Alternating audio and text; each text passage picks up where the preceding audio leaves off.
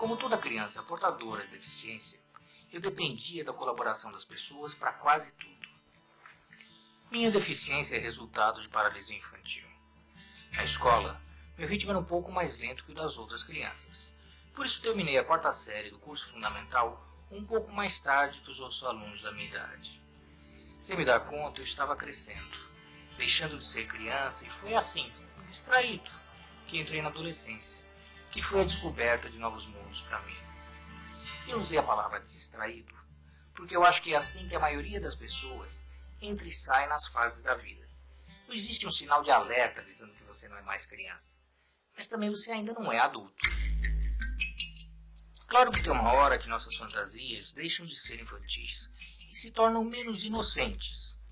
Talvez o sinal seja este. Deficientes ou não, na adolescência começamos a perder a inocência. A adolescência foi uma fase em que senti muita insegurança. Hoje sei que essa sensação faz parte da vida de todo adolescente. E um dos jeitos que todo adolescente tem para diminuir o desconforto dessa insegurança é se jogar em 1000 atividades físicas. Para mim, esse caminho estava fechado.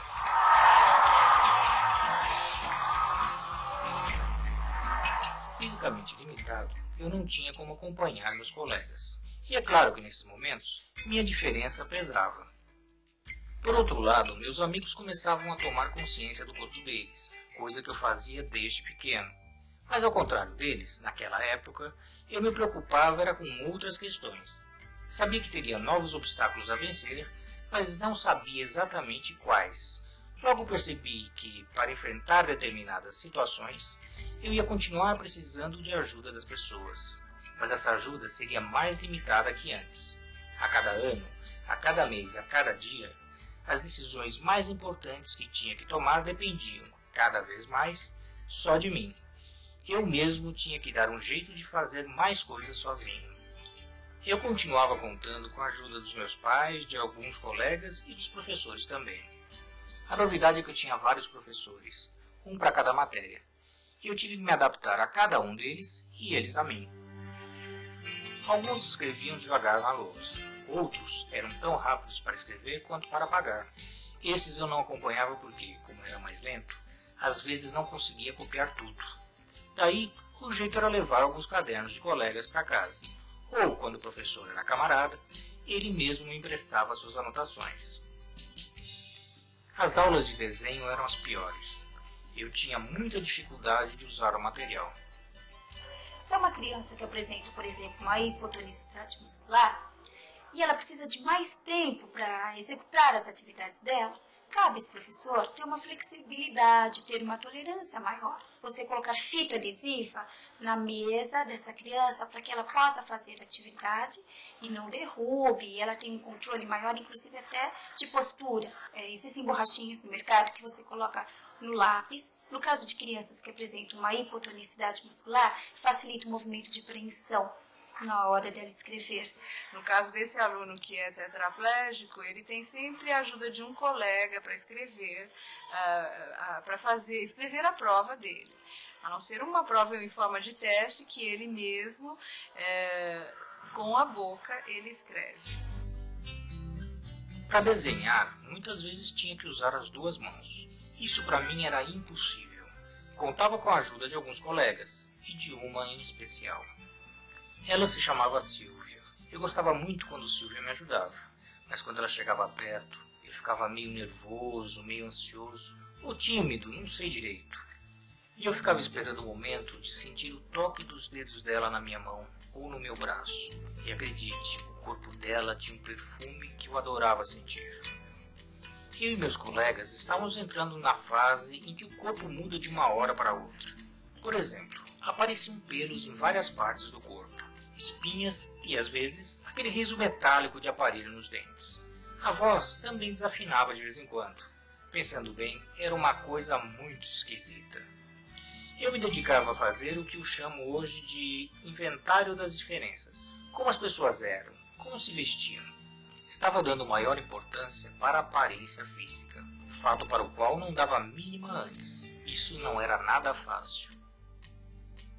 O fato do meu corpo ser diferente dos outros adolescentes me incomodava um pouco. Pouco não, muito. De vez em quando, me invadia a sensação de que meu corpo crescia e ficava enorme. Parecia que chamava mais ainda a atenção dos outros. Isso era insuportável. Eu ficava realmente incomodado até me convencer que ele era o mesmo de sempre.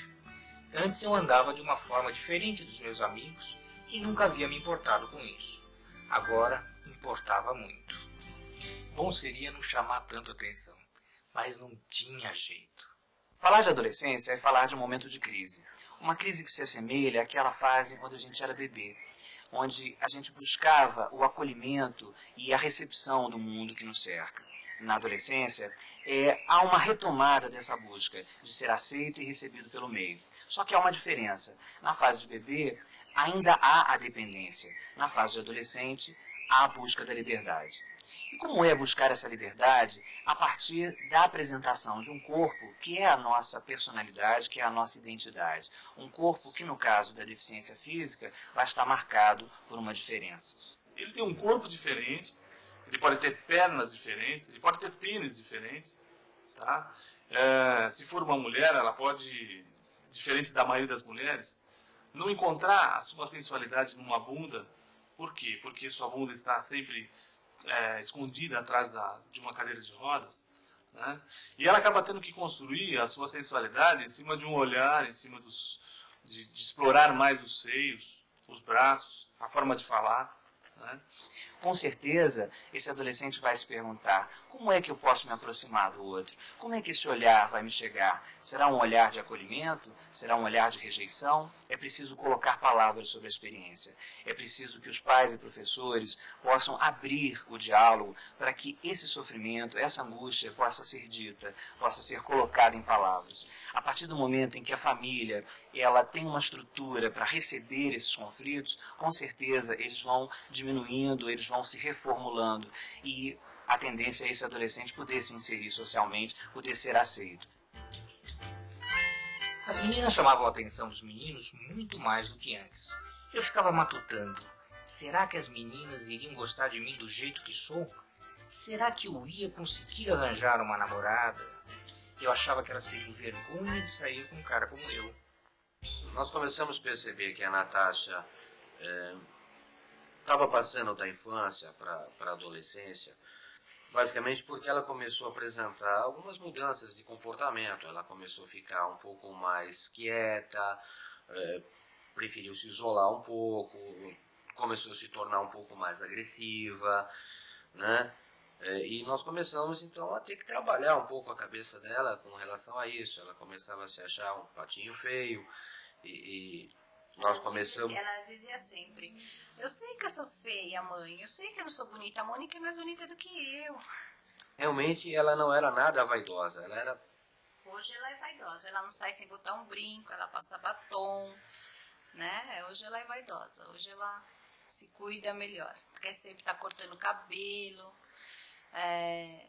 adora quando ligam para ela, menino, né, por exemplo. Então a vaidade dela está em alta. Ela já queria estar mais junto com adolescentes, interesse por assim, já por namorado, pelos meninos.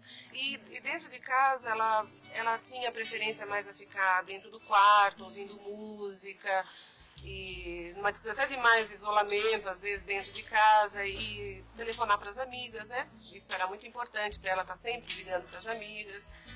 Nas épocas de provas, ou que tem trabalhos, né, os coleguinhas vêm para cá, né, vêm porque os trabalhos que ela faz, via de regra, são bons.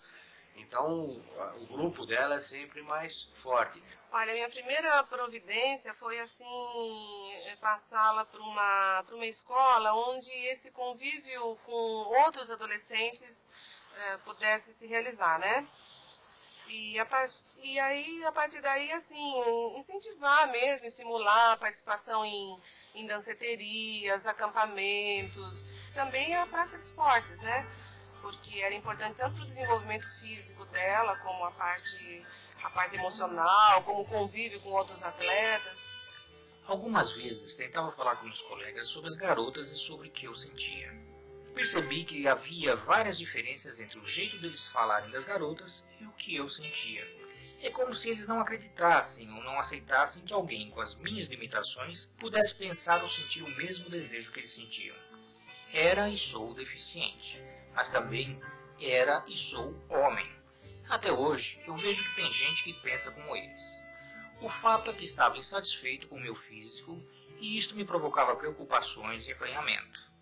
Então, a sexualidade ela vai ser uma construção. Ela é uma construção de vida. Ela começa quando os pais sonham em ter um filho. Os pais sonham sempre em ter um filho normal. Quando os pais têm um filho deficiente, isso já é um choque. Porque se esse choque não for superado, isso vai ser de alguma maneira passado para o filho. E ele vai crescer com uma dificuldade de autoaceitação, de autoimagem. Agora, se isso é superado e os pais o aceitam, e ele vai ter na adolescência uma facilidade maior de aceitar a própria diferença. Todo adolescente busca se igualar ao adulto.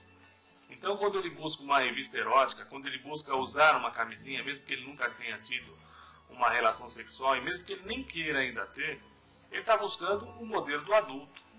Né? O que acontece é que muitas vezes ele tem toda essa experiência teórica e no vínculo com outras pessoas, as pessoas o tratam como se ele fosse apenas um amigo, uma amiga. E não favorecem com que ele possa desenvolver a capacidade de paquera. Como quebrar o preconceito? Como quebrar essa primeira barreira? Por isso a gente volta a dizer da importância de se ter dança, incluindo portadores de deficiência e não portadores. Você ter jogos onde as pessoas se toquem também. A ideia de não conseguir uma namorada me atormentava. Será que eu ia precisar namorar uma menina deficiente como eu? Será que namorar com uma menina que não fosse deficiente seria muito complicado? Será que um dia eu poderia me casar? Ter filhos? Tudo isso rodava desordenadamente na minha cabeça e eu não sabia como resolver nem como parar de pensar nisso. Como eu disse, por mais que eu estivesse acostumado a contar com os outros para certos assuntos, cada vez mais eu ia ter que me virar sozinho. Um dia, uma coisa maravilhosa aconteceu. Um dia ela me deu um beijo diferente, um pouco mais demorado, um pouco mais sentido. Ninguém em volta percebeu, mas o chão sumiu e eu fiquei leve, cheio de esperança e vontade, e com um pouco de medo também. Só eu sei o que eu senti. A Silvia não foi minha primeira namorada. Mas depois dela vieram a Selma, a Renata, a Ana, mulheres que eu aprendi a conhecer e que aprenderam a me descobrir também. Mas foi genial.